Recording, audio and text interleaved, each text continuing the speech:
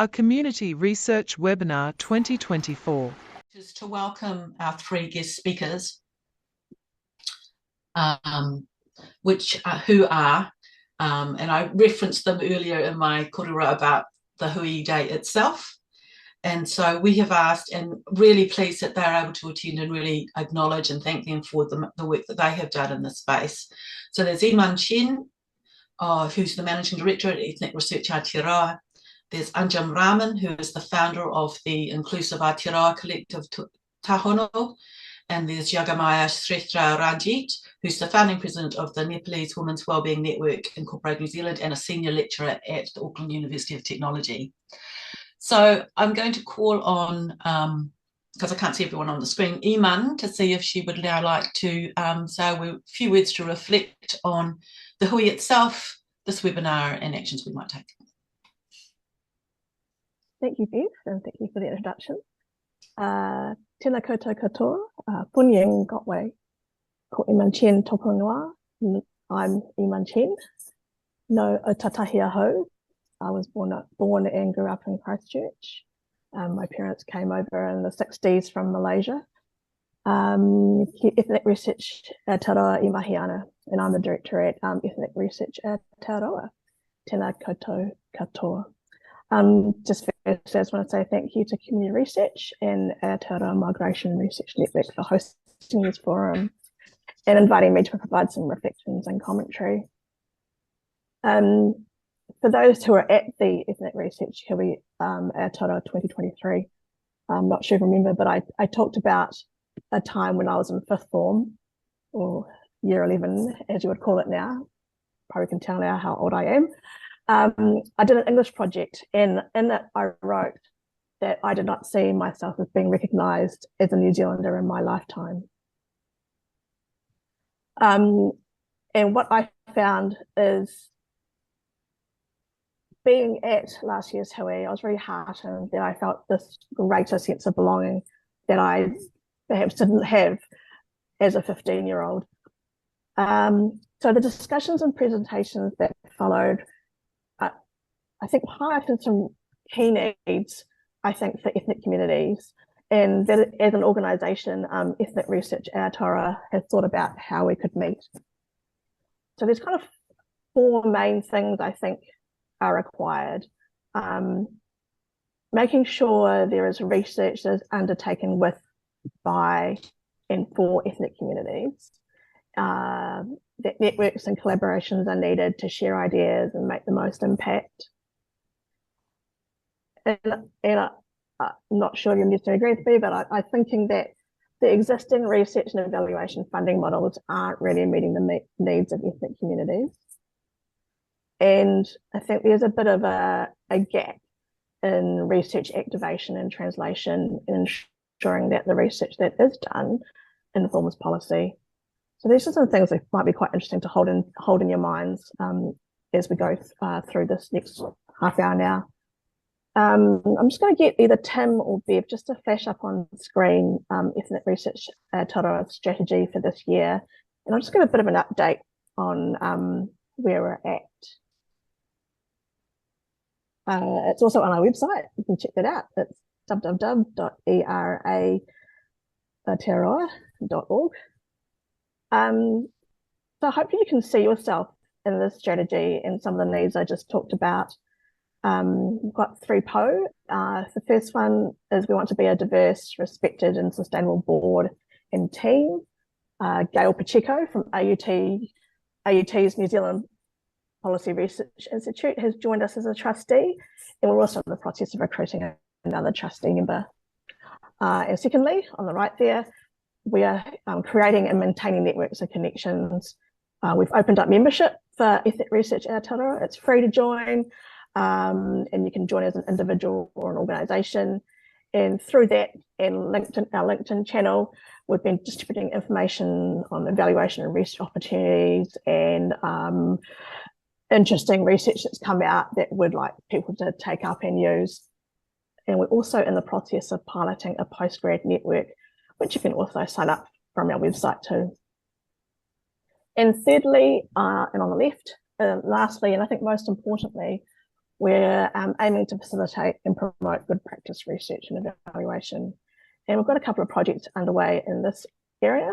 We are editing a special issue of the Evaluation Journal of Australasia in association with the Australian Evaluation Society. And this is in response to there not being a lot of work done in New Zealand in relation to, there's a lot of work in relation to Kapapa Māori and Pacific evaluation, but there's not a lot on evaluation with buy-in for ethnic communities, and especially in one place. So I was hoping that the special issue will help that, and also be a kind of a way to disseminate and hopefully be a regular publication that we can get more evaluation work that's been done in relation to ethnic communities out there. The other project we're getting off the ground is an ethnic research panel for public good related research projects. And I think this really taps into a lot of the issues that Bev was talking about before in relation to data sovereignty, making sure research is with buy-in for communities, and making sure that research is used and reused appropriately. So we thought with an ethnic research panel, one of the real difficulties I find as a practitioner, and I'm sure as community researchers as well, is that there's a real difficulty in recruiting research participants from ethnic communities. Or on the flip side, you've got the same people or communities are being asked again and again, and we're like, we're giving you this information, what are you doing with it? Are we actually improving our lot and what we're aspiring to do by being involved in this research?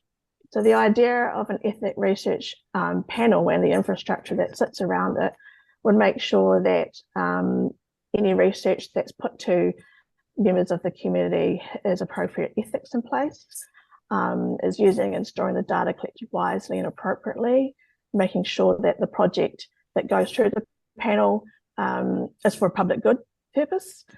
And EEmen, I'm just going to give you 15 seconds to wrap up. Sorry, yep. Our timing. Sure. Yeah, and surveys instruments and people taking this as culturally competent, surveys are translated, and also making sure the people that are undertaking the research are actually getting paid for their contribution. So I'm just really energized by the year ahead and today's discussion, because I think it really goes to the heart of what is needed and how we might go about making it come to life. Kia ora, thank you very much, EEmen. I'd now like to ask Ankum Rahman, the founder of the Inclusive Aotearoa Collective Tahono, to say a few words and reflections. Yeah. Ankum, yeah. Kia ora, Ankum. Lovely to see you. Tēnā koutou katoa, he uri tēnei no inia, ko kirikiri roa tōku whatumanua, ko waikato te awa i mahi anei aku maharahara, ke kirikiri roa aho i noho ana i nai nei, ko Ankum Rahman tōku ingoa. No reira, tēnā koutou katoa.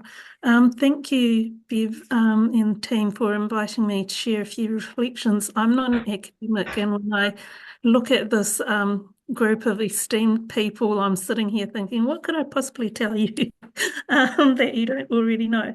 But I recently had the opportunity to go to a conference in Wales that was on terrorism and social media, and it was the first full-on academic conference I've been to for a long while. And so I wanted to share some reflections and thoughts, not only that I shared within there because I was on the plenary panel, but that came to my mind as I was listening to things. And I wanted to start off with, and I know a lot of you don't belong to academic institutions, but the Universities Act, which requires universities to be the critics and conscience of society. And for me, I think, that applies to all researchers, right? And so in being the critics and conscience of society, one of the points that I had made there was that you cannot be a critic and conscience of a power structure that you uphold. And so really thinking about and understanding how power is working, what that means in relation to community, and particularly marginalised communities, of which many of you are a part. And I guess, for me, sitting here. I came to Aotearoa as a 5-year-old back in 1972, have done all my education here, and my sense of belonging really feels to here rather than anywhere else. But I really think that, particularly as ethnic minority communities, but all communities, we're coming into this country, which is, as we sit now, a settler colonialist society, right? That's what it is. That's how it was built up. That's what our institutions reflect. And that's how they are structured. That's how we understand and practice knowledge and knowledge sharing. And so effectively, as researchers, you have choices to make. And one of the choices is, are we going to uphold all of this, or are we going to seek to dismantle or challenge it? And I also understand how difficult it is to be in the position of challenging it, and especially being in the position of challenging it when you're already part of a minority group. And what I also said in Wales is there are certain professions that require people to put their bodies on the line. And this is actually one of those professions that, hearing the experiences of academics, of how they're vilified, how they're targeted, their employment is targeted, how extremist groups and, how they are putting forward coordinated attacks on academics.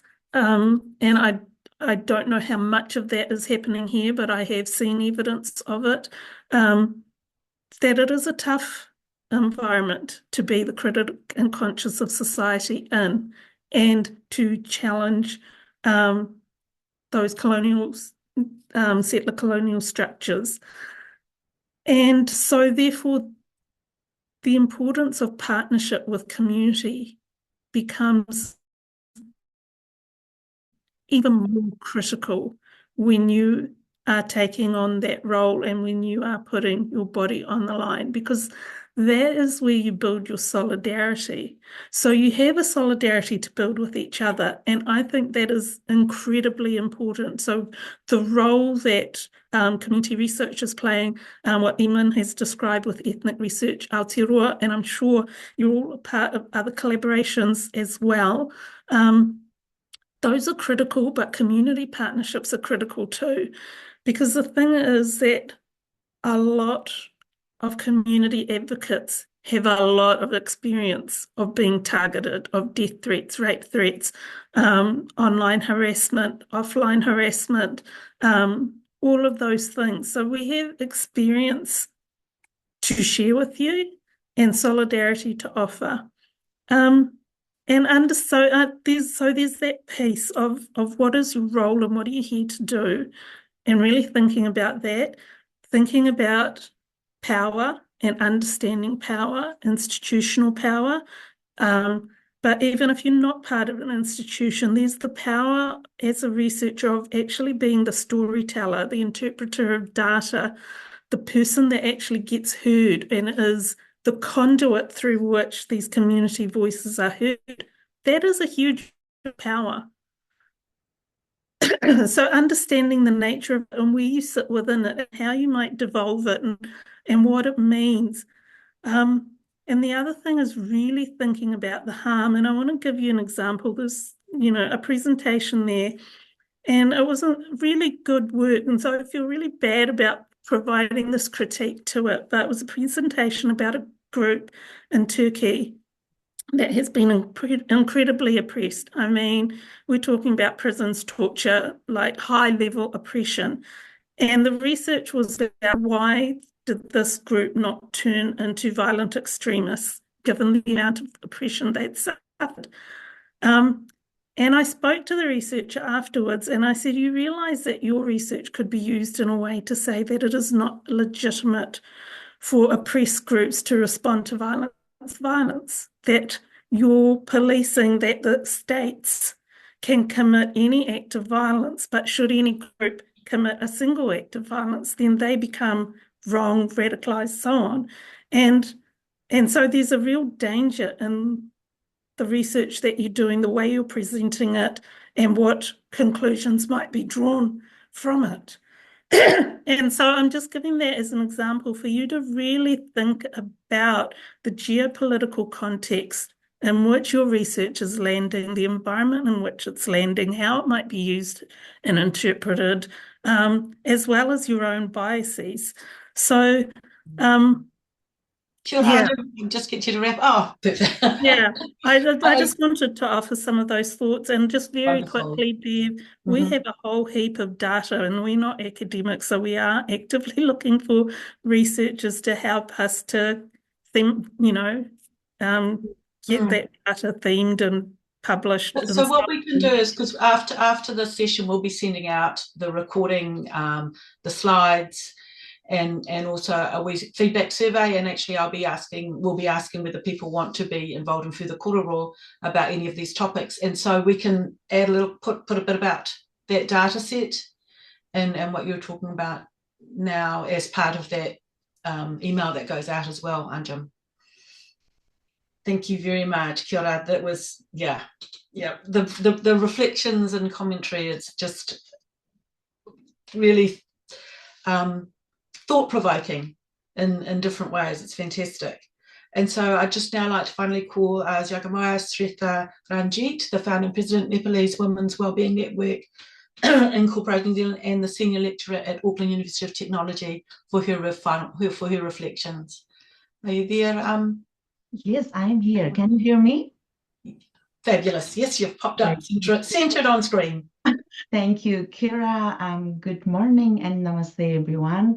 First of all, I would like to acknowledge and thank Aotearoa Migration News Research Network and Community Research for organizing this webinar. It is great to see that you are doing something to reflect on the outputs and opportunity for something we have done previously, which is excellent to see, because we go and attend in many meetings and workshops and seminars, and then follow-up is lacking. So it's great to see this title when I saw this. And I'm grateful also for giving me this opportunity to briefly reflect on my attendance and presentation in the WE last year, and where from there outputs and opportunities. So thank you. So and also thank you for your beautiful introduction, which I have already said, so I don't need to say anything about me, except my research interest is about working with people, and then it is more strength-based and asset-focused rather than deficit. And I believe in that everyone has something to offer if we give them an opportunity. So when Anjum was saying that I'm not academic, but no, you have such a great lived experience, that is more than theoretical academic kind of expertise. So I believe in blending people's lived experience with the evidence, research, and expertise together. So community co-design, empowerment, and working with people is my focus. So my PhD research also focused on ethnic community who were resettled here from refugee background. It's a great privilege to be some sort of, having this opportunity to be able to bridge some gaps, little bit contributions to the community and to the academic and research arena, like I'm sure many of you are here today as well in the same position. So in terms of my attendance and presentation in the WE last year, I was there as a representative of Auckland University of Technology Migrant and Refugee Health Research Center.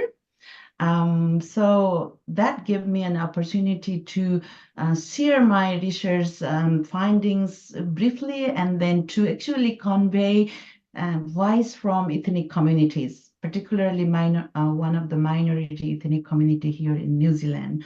So when I went there, my first impression was seeing all this information and the time schedule of presentation. I thought I needed to be there. I felt like I belonged to that cohort or people surrounded. So it was really a good platform. You know how it's hard to get nest for researcher who are focusing on minority community often. That's my experience. That has been my experience. So great to see that. And so the WHOI gave me an opportunity to also networking, to hear great presentation, and who I thought had a common goal and interest like I have. So that is a great opportunity. And then when I attended all the activities, which was excellent and well organized. WHOI, and I appreciate that as well.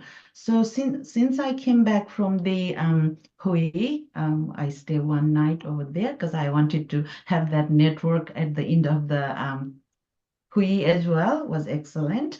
And then I provided the overview of the WHOI to the Migrant Refugee Research Center here at AUT.